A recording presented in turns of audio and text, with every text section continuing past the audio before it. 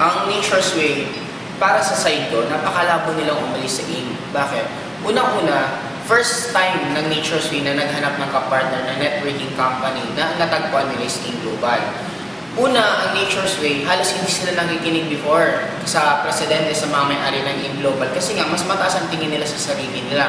Pero nung pinatunayan ng AIM Global na yung target skills na gusto nila, nabibigay ng sobrang bilis ng AIM Global, dumating sa point na ang Nature's Way na mismo ang nakikinig sa mga may-ari. Just imagine this, paano aalis ang Nature's Way sa AIM Global kung ang C24 mismo ginawa ng Nature's Way exclusively lang para lang sa AIM Global. Ibig sabihin, ganun kalaki ang tingin sa atin, ganun tayong kalakas sa Nature's Way na kaya natin mag-demand mismo sa kanila. Just imagine, there are billion-dollar companies, big time sila sa United States, tayo nasa Philippines, nagsisimula pa lang tayo sa networking company, pero bakit sila sumusunod sa atin?